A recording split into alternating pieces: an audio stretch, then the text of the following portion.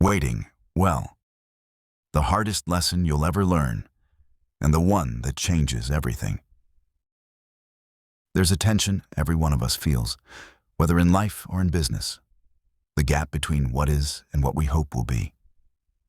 It's in the unanswered prayer, the promotion that hasn't come, the deal that still lingers unsigned, the dream that feels perpetually just out of reach.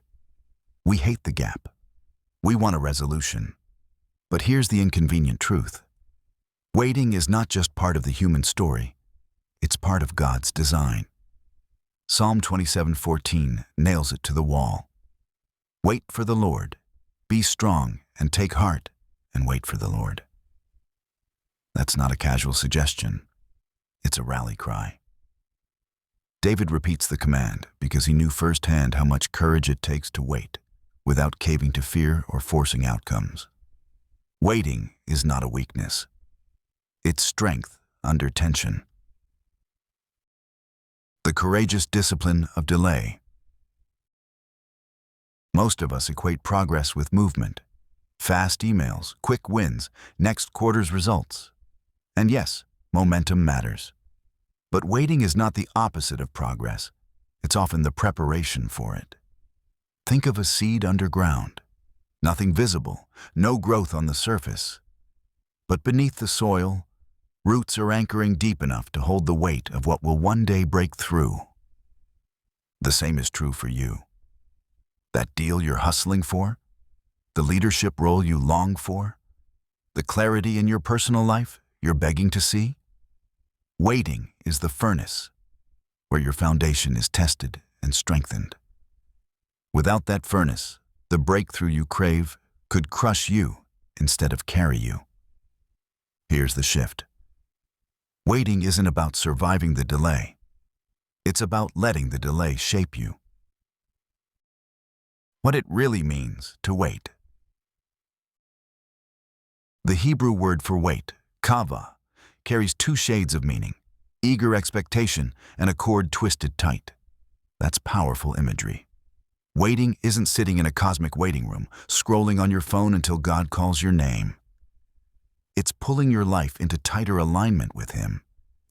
It's fastening your hopes, your fears, your goals, and your identity to His strength. That's why the verse doesn't just say wait. It says, be strong and take heart. Waiting is an act of bravery. It takes more courage to pause and trust than it does to charge ahead half prepared. And if you doubt that, just ask anyone who leapt into a business deal too soon, or forced a relationship that wasn't ready, or sprinted into leadership without the maturity to handle it. Waiting doesn't cost you progress. Impatience does. Faith lessons for life and business. Spiritually, waiting reveals what you believe about God. Do you see His timing as careless delay or as precise orchestration? Waiting tests whether you trust His silence as absence or as an invitation to lean in closer. Relationally, waiting stretches your patience. With people at home, with colleagues at work, with customers who don't move as quickly as you'd like.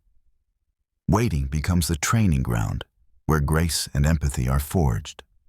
Professionally, waiting is a filter. It weeds out the opportunities that sparkle but won't last. It teaches you the patience to pursue the right client, the right role, the right partnership. It gives you the nerve to walk away from what looks shiny but doesn't align with your deeper mission. This is the paradox. In life and in business, waiting often looks like inactivity from the outside. But on the inside, it's building the resilience, wisdom, and courage you'll need when the door finally swings open. Anchors for the waiting season. Here are truths to keep in front of you when the wait feels unbearable. Waiting requires courage. Anyone can rush. Few can stand still in faith. Waiting isn't an excuse to do nothing. Stay tethered, pray, serve, prepare, listen, and grow. Even when we are waiting, God is working. His silence is not absence. His delay is not denial. Waiting well is an act of faith. It's living today as if the promise is already on its way. Let these truths be the guardrails that keep you from veering into despair or distraction. Living the lesson. David's words are not soft encouragement. They're a challenge. Wait. Be strong. Take heart. Wait. This is the kind of courage that holds a team together during a long product cycle, that steadies a marriage through seasons of uncertainty, that keeps an entrepreneur showing up when the numbers don't yet add up. The question isn't, are you willing to wait? Life will make you wait whether you like it or not. The question is, will you wait well? Because waiting well is where leaders are forged, faith is refined, and futures are secured. So here's your challenge. Identify the gap in your life or business right now, the place where you feel stuck, where progress seems painfully slow. Name it, then choose not just to wait, but to wait with courage. To twist your hope tighter into God's promises. To lean into the delay as preparation, not punishment. Your waiting is not wasted. It's working on you even when you can't see it. When the time is right, you'll realize the strength you carry didn't come after the waiting. It came through it.